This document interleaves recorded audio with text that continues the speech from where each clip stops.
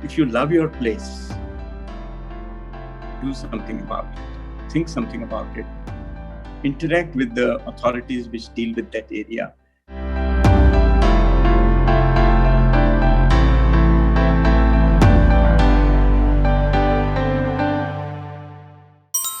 Hello, all. Our conversation today will cover urban design, redevelopment, restoration, and rejuvenation of cities. All these will be covered as we talk about the redevelopment of Connaught Place project in New Delhi, for which we have the architect of the project here with us today. Please let me introduce you to architect P.R. Mehta. Architect P.R. Mehta is practicing architect and partner in Design Action Group since 1979. He is also an academician who's a visiting professor at the School of Planning and Architecture, New Delhi. He is very active in shaping the future of the profession and was the former president of the Council of Architecture, New Delhi, the statutory body for the profession in India. He is also widely involved in various government committees and represented India at WTO in Geneva. His full bio is in the description below. I really welcome you, sir. Thank you. Thank you. So, I just want to directly jump into the question. I want to talk about a little bit about Chandigarh and Delhi and all the cities. So, in the frenzy of conserving heritage, we have a city that is Chandigarh, with low height buildings in the city with skyscrapers on the periphery. Same thing in Delhi. Like we have low height buildings in Delhi, and Noida, Gurgaon is with, tall buildings, and all the business and commerce is shifting there. While the city, of Chandigarh and Delhi seems to be in a dream that it never wants to come out. Is it, do you appreciate what's happening here, or what are your views on this? See, this is a very natural phenomenon. Every city grows, need changes, aspiration of the people changes, functions change in many ways. And you see, when you plan, say, Chandigarh you talked about, so maybe 60, 70 years ago, you plan a city, you have a vision of the movement, you have a mission of the vision of the densities which are likely to be there, the activities which are likely to be there, and you plan your infrastructure accordingly. You have a vision that, okay, this has to survive for 50 years or 100 years or 200 years, and accordingly you plan. But then in between, many new things happen. You see, automobile, let's say, became a facility or a means of movement which was never visualized maybe 60 years ago in the fashion or in the density what it is today. The public transport which was visualized at that time to what you have now is completely different. So the city infrastructure, when it is unable to take the pressure of the new development or the need of that particular time, it is best that a newer development take place, which is contemporary in nature and which meets all the requirements of a time. Now, redevelopment could be a logical answer at times that, okay, we have low-rise building, let's demolish all this, let's rebuild multi-story. But what you cannot do is a physical change of public spaces. You see, those were planned, be it roads, be it parks, be it open spaces, public playgrounds, and things like that. You cannot suddenly change that because those are occupied. The other um, land is occupied for different other functions. So they may not be able to cope up with the kind of new traffic or the new speeds of traffic. Or if the density has increased, you have priority for pedestrians because the density of an area has increased. So you are not able to provide for pedestrians a safe movement. So what you do is you build newer areas, maybe with higher densities, because the idea is that they be not very far from the core of the city. So if there has to be a connect between those who are already living, the functions which are already being performed, the additional functions or the extra numbers, they are accommodated on a periphery, but in a higher density so that the time to be consumed for movement is less. And the new infrastructure which you put is optimally utilized. You see, if you do, let's say, plotted development, it will take years before the full density, what is visualized at the time of planning, is attained. But if you do a group housing, you know the exact number, you build your infrastructure for that, and it is optimally utilized from day one. So when the cities expand, this is the pattern which would emerge, that the original core area would be low-rise, and as you would gradually go away, it will become denser and high-rise. And then you would have metros, you would have public transport to connect them to core or interconnect those areas on the periphery, like in Chandigarh, you have Panchkula, you have Mohali, you have now New Chandigarh. Though one may not favor contiguous development of a city because it creates a mess of a different kind. One would want that they are reasonably spaced, or maybe there is a new town away from an old town. That could be an idea. Delhi also suffers from the same situation, that you have a peripheral development which is contiguous, be Noida, Ghaziabad, Sonipat, Gurgaon. One would have preferred that there was a gap of maybe 50 kilometers. There was a green buffer, and there was a new town with new benchmarks of quality of life and social equity, so that you could have a healthier kind of environment rather than concentrated at one place.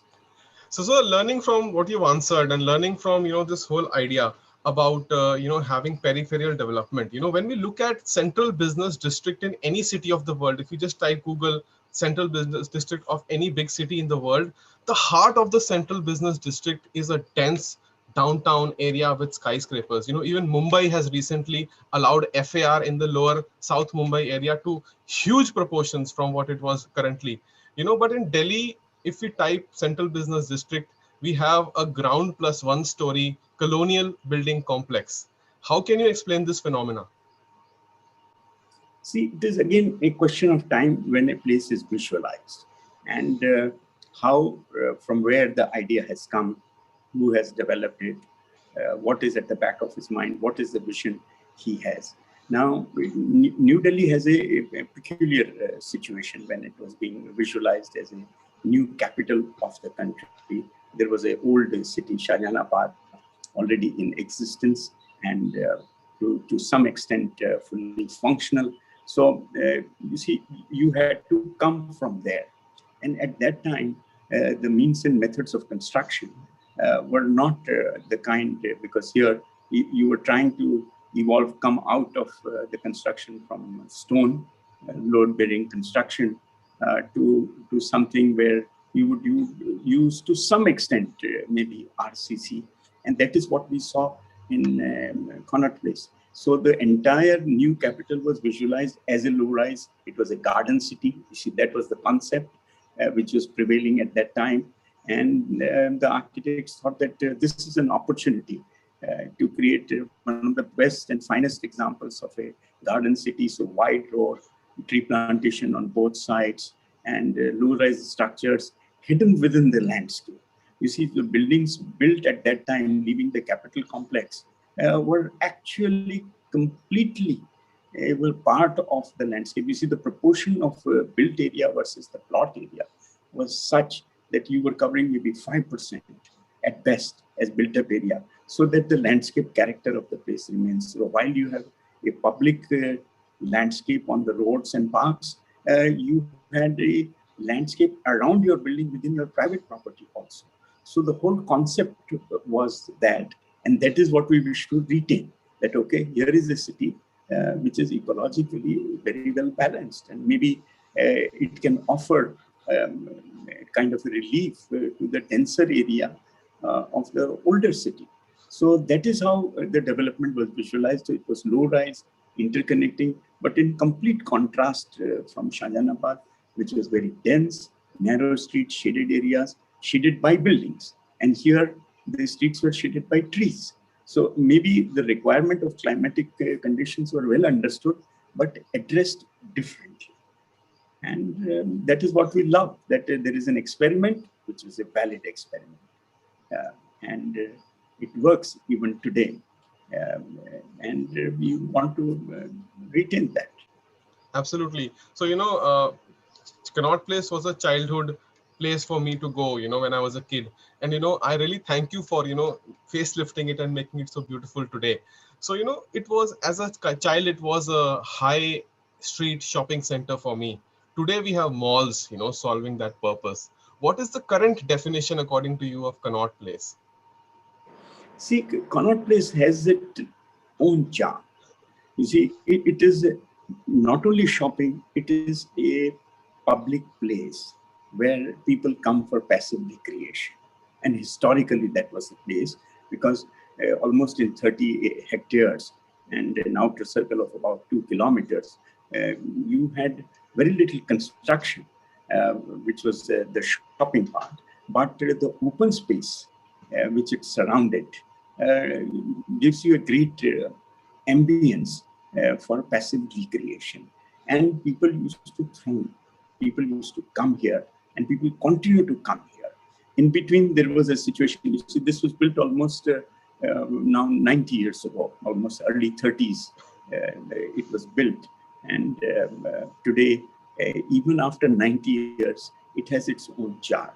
Though the situation kept on changing, we had people coming on bicycles, then people coming on tangas, then people coming on foot, and maybe sometimes in cars. But then there was a situation when the number of automobiles increased, and Connaught Place being virtually a geographical center of the city. So you go from east to west, you have to pass by this. You have to go north to south, the Connaught Place is in between.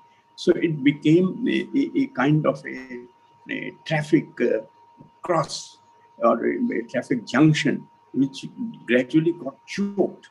So people stopped virtually coming because there was no access, no parking, nothing. But when the metro came, you see the situation changed again. That it provided accessibility from every corner of the city to Connaught Place, and it attains its pride once again. And that is why in almost 2005, there was the thinking that, oh my God, this is the charm of the city, and people want to come here, and we need to redevelop it. And that is how the concept, which was almost a 70-year time from 1930 to 2000, and the thinking started coming in that, okay, let's redevelop it, and whatever could be the requirement or the contemporary requirement of this time with a futuristic approach for next few years, maybe 25 or 30 years. Let's look at it again. And that is how it all started. Absolutely. So, sir, you spoke about that it's again a place that people want to come. But, if you look at the history, Rajiv Chowk was basically empty space to begin with. Then, I got to know from my father that there was a post office in the center of it, which later became a park, followed by a metro station, covered with a hip location. It's a hip event location today. And from attraction point of view, has there been a shift of focus from the Connaught Place to the Rajiv Chowk? And does Connaught Place actually inner circle serve as a backdrop to Rajiv Chowk? Is it like the grass which actually focuses on the flower in the bouquet? What do you think, sir? See, there are many ways to look at the same thing. You see, here is a low-rise structure, perfectly circular shape. Maybe one of the first examples of a privately owned building being built with a design control. So every property is owned by a different person, but there is a design control. The idea was to give an identity to this place, and which in turn has given identity to the city. So you have colonnade where people can move, you can look at the shops, you can look at the open space, but the inner area which you are talking about, the Central Park, actually it has got transformed over a period of time. You see, it was a complete right angle crossroad going from Chelmsford Road to Qutub Minar. Qutub Road used to pass through. The what you see as the Central Park and the metro station was actually a traffic junction. And gradually, people started organizing the traffic, organizing the place, and then it became a Central Park. Then when metro came, they thought, okay, this is the only opportunity where they can have the station, and then two lines meet here. So they thought, okay, the Central Park needs to be developed. The metro has to come here. The vomitories have to come out into the park and into the shopping area. And park had to be restored because everybody said that this is an asset to the city.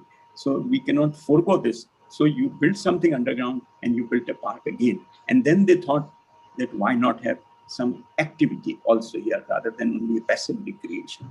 So the place for the event, open air theater and things like that. And it has become a hub of cultural activities.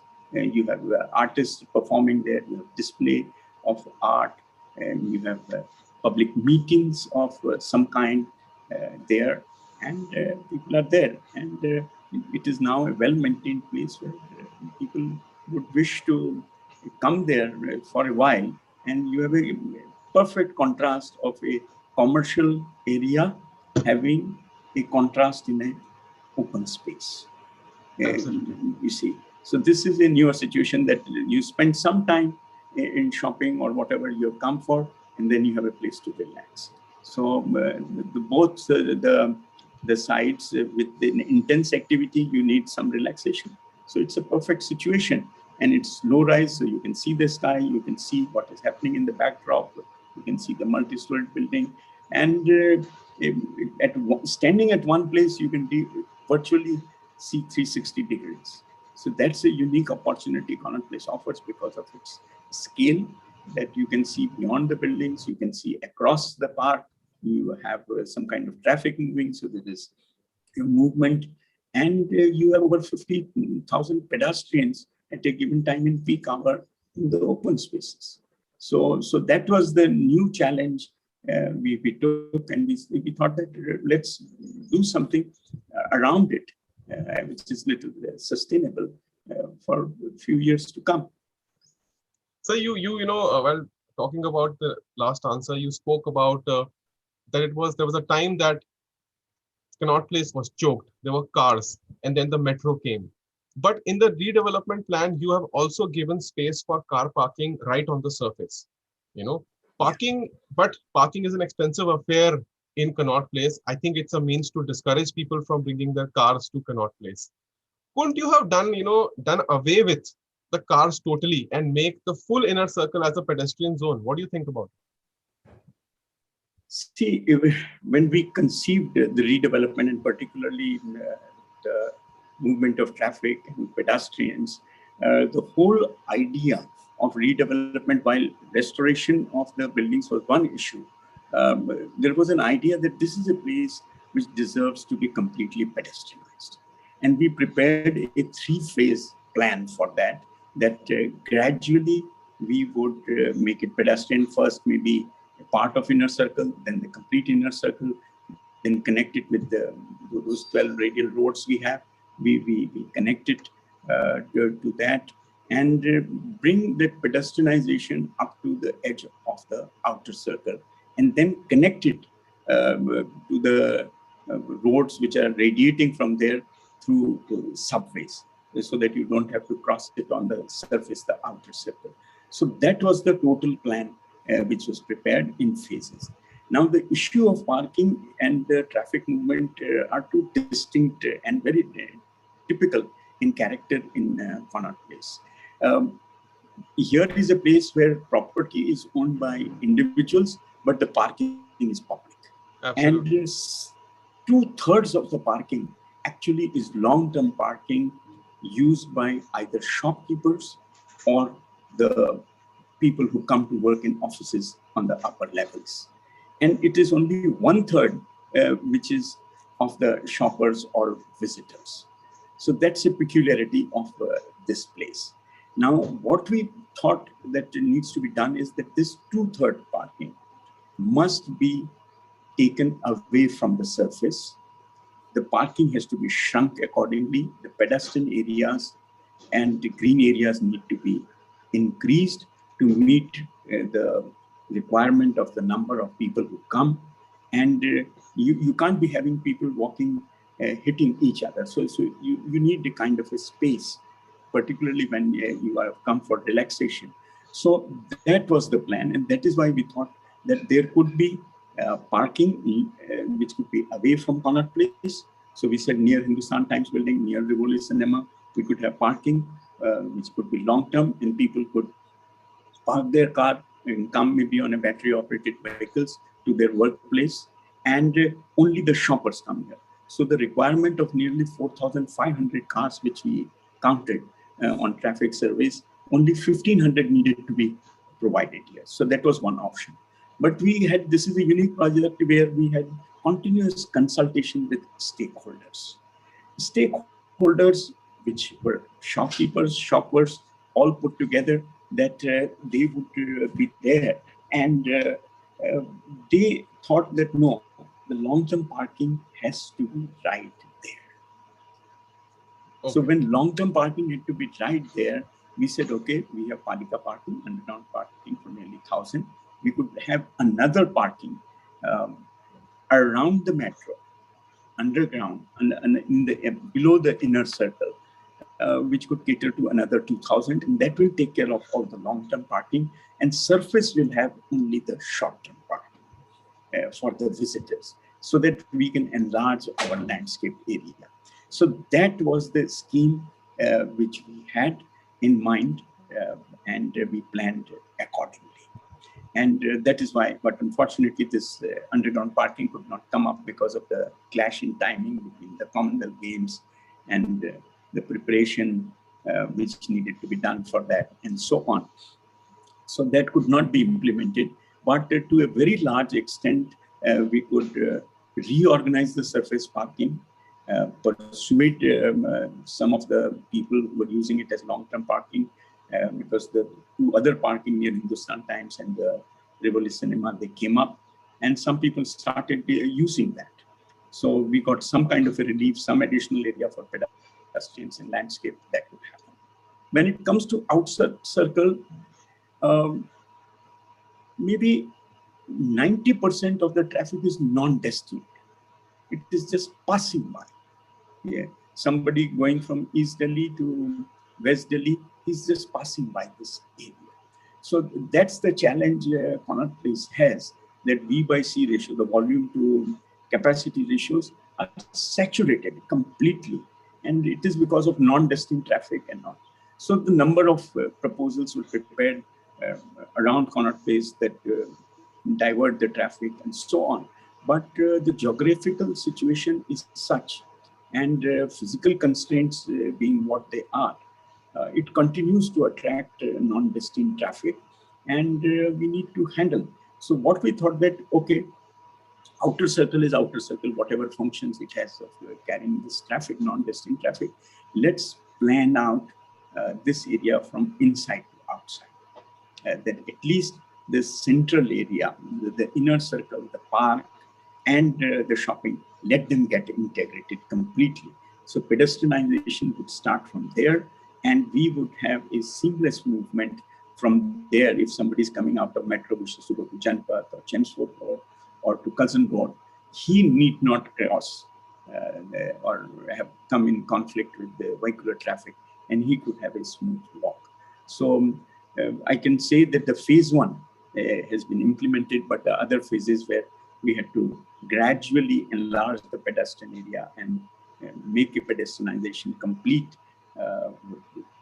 is yet to come. But what we were able to do was to prioritize the pedestrian, so connectivity from one arcade to another, that has been at level, and it is the vehicles which go up and down. You see, the priority has been changed completely. So by priority, if you are coming out of a vomitory, you can reach either the park without stepping up and down, or if you have to come to the shopping area, you can come very smoothly, and your passage, the pedestrian's passage, that gets priority over the vehicular movement. Vehicles have to stop, vehicles have to slow down, and that has been the first achievement towards pedestrianization, that they have seamless movement across Connaught Place, every corner of Connaught Place, from one point to another, without coming into the conflict, and their priority is very well established. So, sir, thank you so much for telling us about the circulation and the transport. You know, you've brought in a lot of light about how this is a big challenge, you know, that continues to, you know, get resolved, and, you know, how you had a very tough time in resolving it, because this is, apart from being a public space, is also the junction, north, south, and the east-west traffic in Delhi. So, sir, my, you know, next question is regarding, you know, the basic thing that I, figured out. It was the facelift and the restoration. So restoration, is what the general public sees. They don't see the great service corridor that you have built. They don't see the transportation that has changed, but they see how the new paint has come up. So, sir, restoration may facelift a building or a building complex and make it pleasing to the eyes. But restorations, can they be justified when they may not be able to, expand in terms of the increased demand? The restoration did not lead to an increased demand. Does Connaught Place redevelopment be called just a facelift, or does it actually deal with the reality of what is needed today, sir? See, Connaught Place is a peculiar and very interesting history or a background for this restoration. As I said, that the properties are privately owned. But High Court, in one of its judgment, said that the corridor is a public place. So, you see, because the restoration otherwise of a private building would have been done by private people. You see, it could not have been done. The owners have to do restore their own building. But the corridor was declared as a public place by High Court.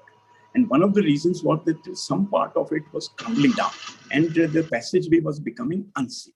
So the whole exercise of restoration started with the restoration of corridor and facade, because that was coming in public domain. One, physically, because you were walking under it. Second, this is what you visually experience.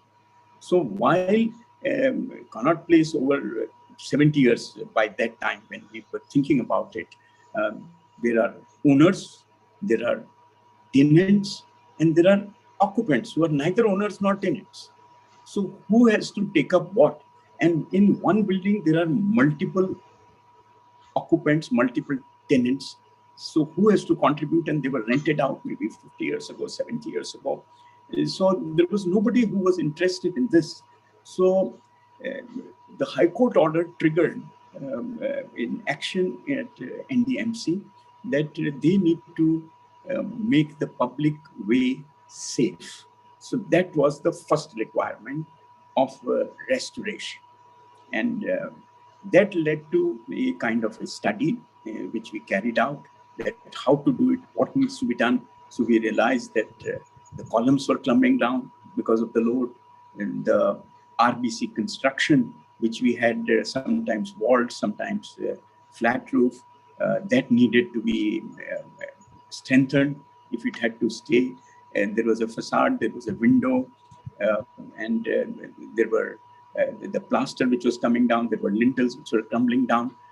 So whatever would come in public domain became a part of our project. We did not touch the private property behind it, or which is under use for commercial or other purposes, residential purposes also. And this is how we took up. The idea was not to meet the increased demand or create more space. The idea was to make it safe, aesthetically restore its grandeur or its appeal, and make it functional as it is now. So there was no question of additional area being increased or additional density being the requirement. And we work around that. We thought we need to restore the safety, we need to restore the buildings, the structural system, we need to maintain the integrity of that system, and strengthen it wherever it is required, but maintaining its character, the materials that were used, the stylization which was used, and let people experience it for maybe another 50 years, the way they have been experiencing it and through generations, as you yourself said, that you have seen it in your childhood. So you have an image of that place.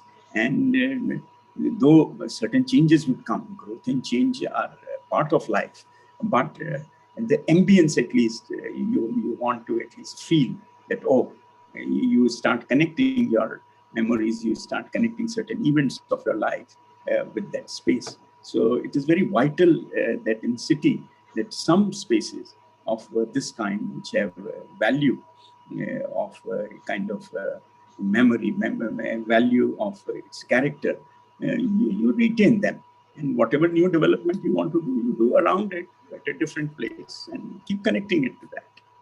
So, sir, thank you. I'll talk about the different place, new development. But before that, I want to really, acknowledge you that probably there were so many challenges. The High Court had to intervene and tell what is a private area, which is a public area. And, with this peculiar situation of Connaught Place, which is actually, multiple owners, multiple stakeholders, and even then doing this kind of a restoration means a lot. I mean, I can imagine the kind of hard work and the kind of everyday struggle that you would have done in doing this project. I hope you agree with what I'm saying. Yeah, no, NDMC, the client, you see, is very sensitive. You see, they were very sensitive to the situation. It was a living place. It was a happening place. It is a metro junction. So there was nothing which could stop.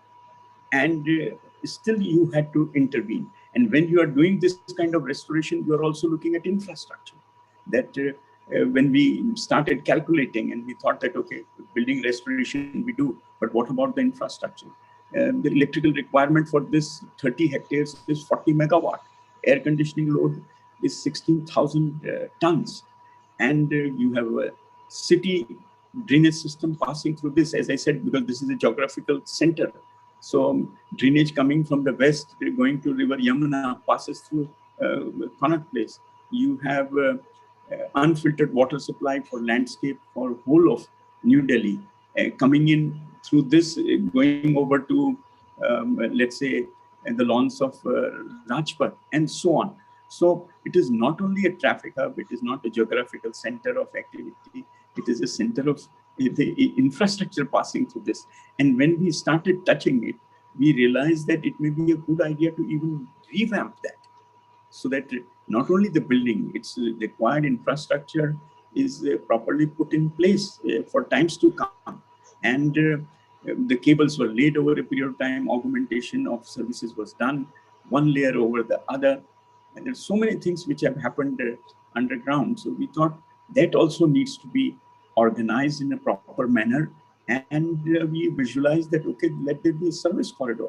And we put all these infrastructural services in that corridor, which can be manned, which can be inspected, where services could be repaired. And nothing happens overground, so public is not inconvenienced. So that at a later date, when you have to augment or maintain, you are able to do it below ground by accessing it and connect every consumer with that system in an effective manner. So that was yet another challenge. So that became a contemporary requirement to be integrated in a heritage site and without interfering visually with the ambience which we wanted to retain. So that became another challenge. So this is how, so NDMC was very sensitive to this because they were maintaining it, and they thought that the stakeholders have a role. We must have a regular consultation with them so that when the project is implemented area by area, the inconvenience caused to the people is minimized, and their appreciation of requirement of services or any other kind in terms of improving a public place, place where people can sit for a while, paper, where hawkers could be around that. So we had continuous consultation. So that was one part. The second consultations were with the concerned authorities. You see, we had to, this is a public place. And there were a number of players, Ministry of Environment, looking at what would happen here. Delhi Urban Arts Commission looking at, are you making any kind of a change, or is it the same thing which you are doing? So likewise, the NDMC itself, its own forums, Delhi state government, because you see, this is such a place which gives identity to a city. So anybody who has anything to do with this city is a stakeholder, be it government, be it public. And we took a decision at NDMC and the architects, the project managers together, that we would go along with stakeholders.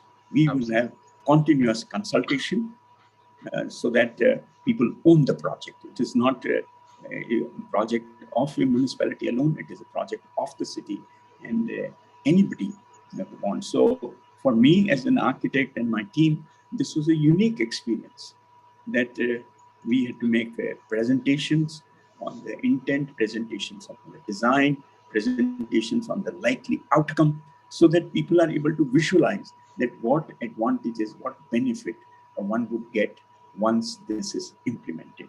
So it was a unique exercise that we did not have one single client with whom we were interacting. We were having multiple stakeholders in public bodies, in public, and we were interacting. And that's a great experience of life, of an architectural or urban design exercise which we have had. So this is a hallmark of this project. You know, right now we see a lot of projects going on, and when we talk about public consultation, it is something that everybody should really consider. And all projects of such a scale, when they have public consultation, people actually become part of it. So this is really a hallmark, and I really congratulate you for having public consultation for this important project. Also, the next part, next question is regarding the policy. So Connaught Place was under the Jawaharlal Nehru National Urban Renewal Mission, which has now been replaced by the Amrut, which is, so Amrut has a, large part about creating new greenfield smart cities, and, not about rejuvenating older existing ones. I mean, there is that part also, but major part is about creating new greenfield projects. Couldn't the government think of creating a new central business district in Bhawana instead of, rejuvenating this one, like they already done by creating a new diplomatic avenue like Chanakyapuri in Dwarka? So what do you think about it? See, these are two different things altogether. You see, one is the quantitative requirement. So you need more embassies, more countries have been created. The embassies need more space. That's fulfilling a quantitative requirement. Cities have these places where people relate themselves to. You see, Connaught Place is not merely a shopping center. It's a meeting place. It's a place for relaxation, recreation. It is a commercial hub as well.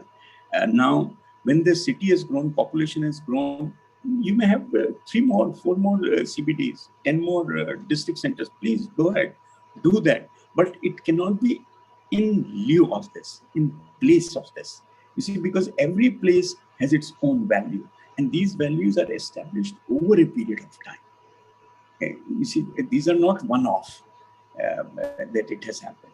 So you had events which had taken place here. You have memories of this place. You have some big shops which have already always attracted you. So you still have to, if you want the Caventer's milk, you would go to Connaught Place, because that 500 ml, you don't get it anywhere with that taste. So you have that taste, you go there. So likewise, you have so many places, small shops, but a reach beyond generations. Multiple generations have been coming back to that.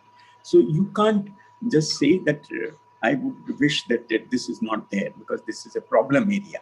No, this is not. The life is not along, you see, you deal with a quantitative issue.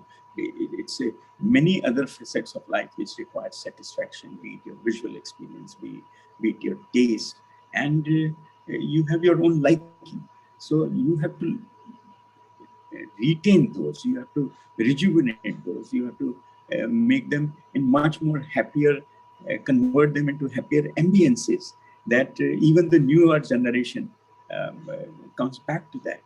You want to have an ice cream in Chandni Chowk, you still go to Bazaar, Sitaram, Puremal. You would go. Now you cannot go during daytime, so you go at 11 o'clock in the night or 12 o'clock in the night, and that shop is open for you. So this is how your all senses, they require happiness and satisfaction. So you don't do it. When it comes to quantitative issue, please go ahead. If the requirement has increased in terms of number, go ahead, build newer areas so that there is a disbursement, there is a newer quality of things, new benchmarks would be set. So newer things need to happen because they are addressing contemporary issues in a different manner and maybe quickly. Whereas in older parts, you do very little because you want to keep that connection between old and new together, because the generation is new, place is old, and you wish to connect it. So you do it very slowly, very sensitively. You do your interventions. But in newer areas, you set new benchmarks. So those are two different things altogether.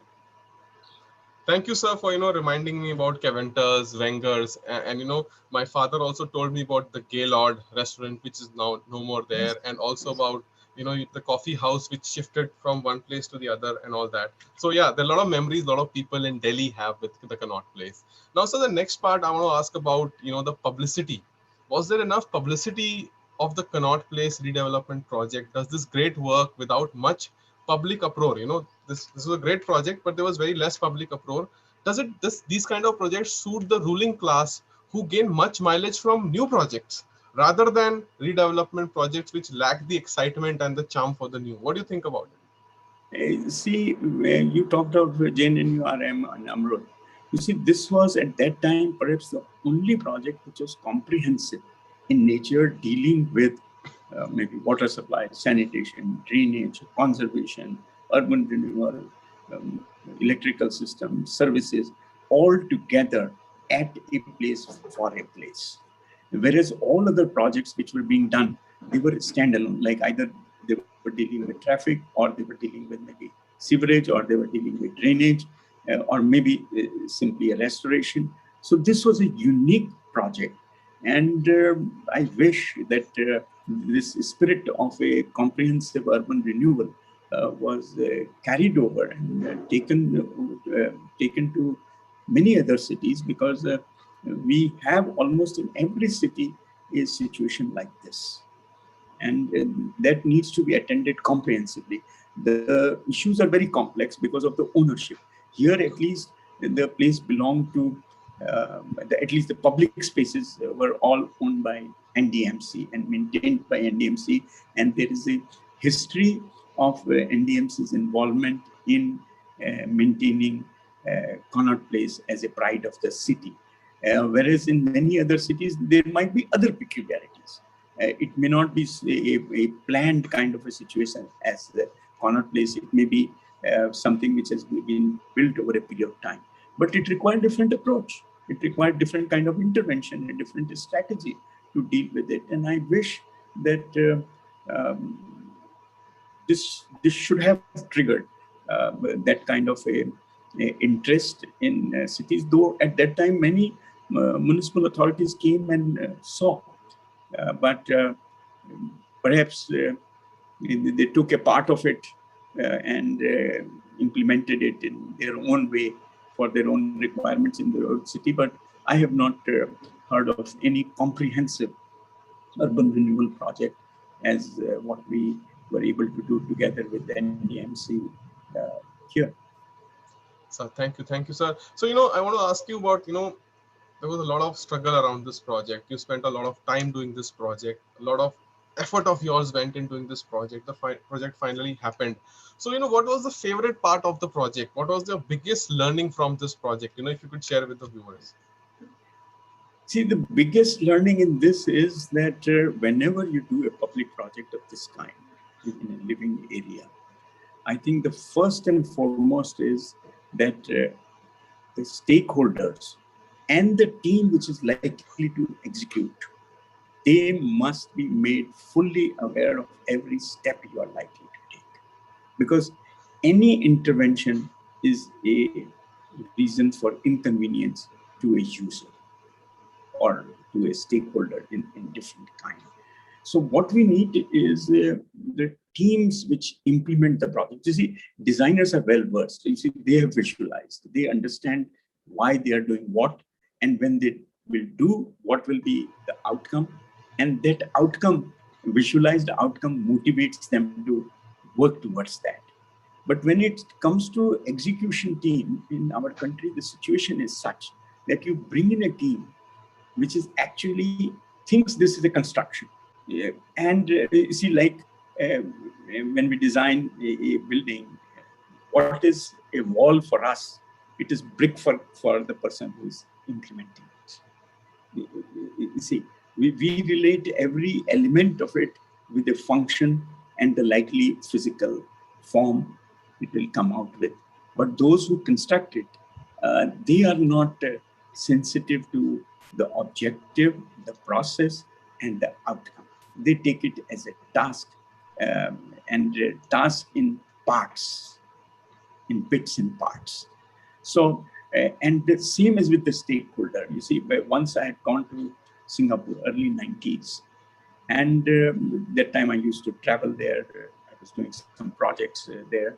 So the taxi driver took a different route to go to my office. So I said, why? So he said, we are building a new exhibition center. And for that, two properties have been joined together. And what our Prime Minister has said, that this will be built in a specified time. So in 6 months, this would be ready. Until then, all of us have to bear the difficulty of little detour. We need to spend little extra time. And please bear with me. But next time when you come, what you will see is a beautiful avenue. You will see a beautiful building, and you must come to see that, so that whatever experience you are having now, that you need to pay me a little extra also because of the longer route and longer time, you will forget it. So every citizen believed in what the state was doing. They believed that it is for their good, and it actually happened like that. So there is a visualization, there is an implementation strategy, there is a promise to the extent of inconvenience you would have, and it would turn out to be a beautiful experience. And everybody believed it and they had faith in it. So for these kind of public projects, we need to have a very clear strategy, that why we are doing it, how we are doing it, when we will do it, and when it completes, what likely benefit you would get, and it will give you a very happy visual experience. So that needs to be communicated, and that is where your point of publicity comes in. But the publicity can only be done provided you have done these homeworks. Absolutely. And you are absolutely sure that all the external forces which can influence such a project during implementation are very well visualized, brought under a streamlined system, and you don't get shocks in between. That your tendering process is a standalone process, and you don't know whether you'll be able to award the work in 6 months, or you will have to tender it 3 times. So your timelines are related with something which is absolutely a standalone activity and not part of the strategy. It cannot be. You see, you cannot give a promise to a public project like this that we will implement it in, say, 2 years' time, and but you have no control over the tendering process or the time the tendering system would take. Similarly, so when you do all other preparations for this, they go waste. And so these kind of public projects in the living spaces, your strategy should be very clear, that you have planned it well, you have visualized your benefits, you have all stakeholders who need to give you statutory approvals, they are obtained. You have a clear-cut strategy for implementation. The implementation team is as sensitive and owns the project as much as a designer or the owner of the project would be. They have to be at board. They need to be, maybe a number of classes need to be taken, because their induction would be much late in the process. You see, when the design is almost complete, then there would be an induction of the implementation team. So maybe when they come, you know, to take regular classes before they go onto the ground, then they are made sensitive of every step. They must understand their interface with the authorities which regulate a space. Maybe it is police or engineering services which are being provided, because those cannot be interrupted.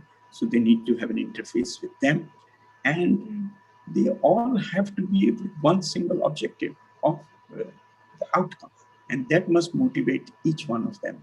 And then these projects would be with minimum inconvenience. And if there is an inconvenience, it will always be read with the likely benefit.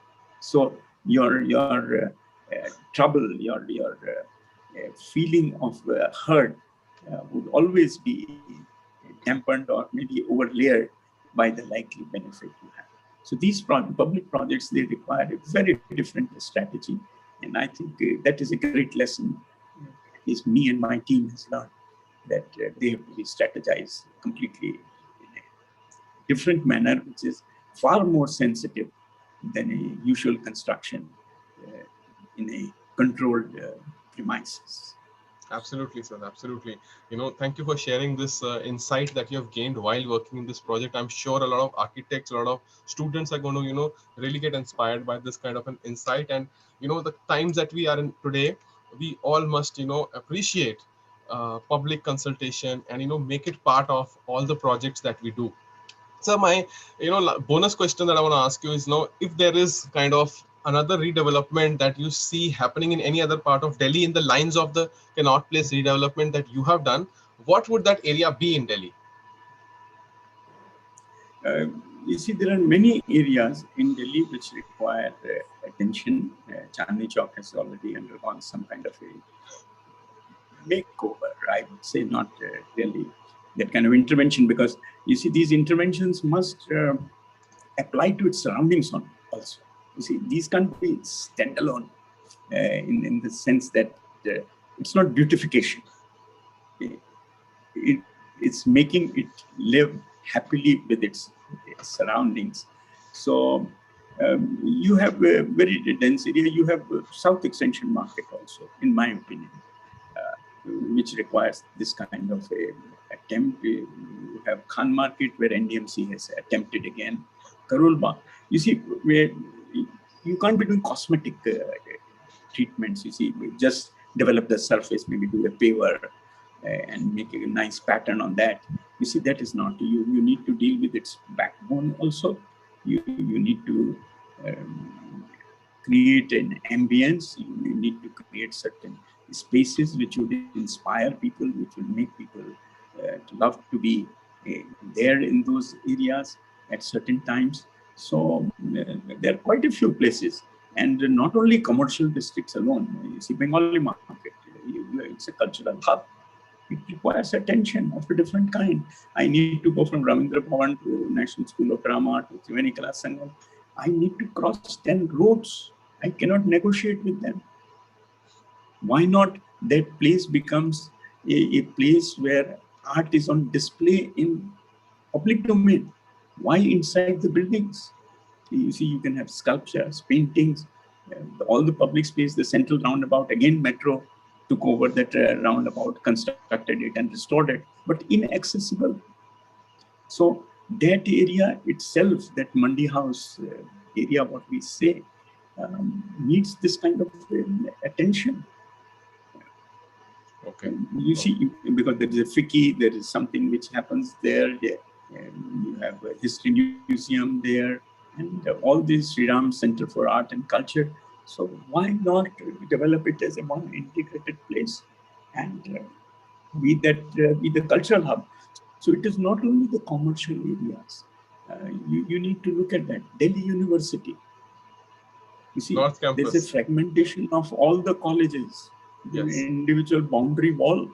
And why we cannot have them integrated completely from one to another? So absolutely. You see, you have great opportunities, great need, I should say, and you need to have a new thinking. You see, you have to look at beyond boundary walls. Then that you can't be apologetically letting people walk in footpath in DU. You see, you keep on widening the road, you keep on shrinking the footpaths. So, but you need students to interact, intermingle beyond colleges. Maybe the library is the best place. Maybe the playgrounds are shared. You see, you have to create a space when you have a activity, spaces which can be shared, and that will generate a kind of interaction which will lead to newer thinkings. You see, you can't confine a young mind, a fertile mind, a always thinking mind in boundary walls. So DU has kind of one opportunity, Mandi House is another one, and some commercial area may have another one. So you have to look at it like this, that these places actually require rejuvenation, not the restoration of a building alone, but the whole idea is you need to have public spaces where people can interact freely. So that's very important. And for that, whatever you need to do, you do that intervention without coming in conflict with the ambience which people have been experiencing.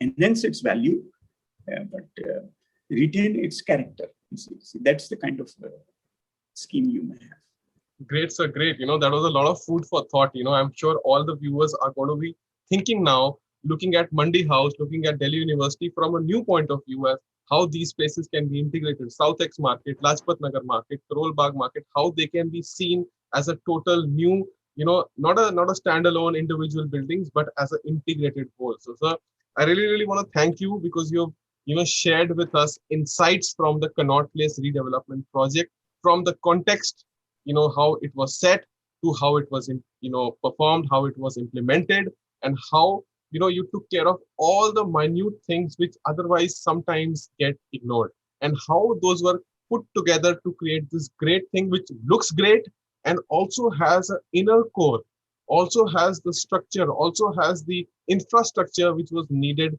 to make it more functional and more contemporary. So thank you so much, sir, for talking about the Connaught Place redevelopment project.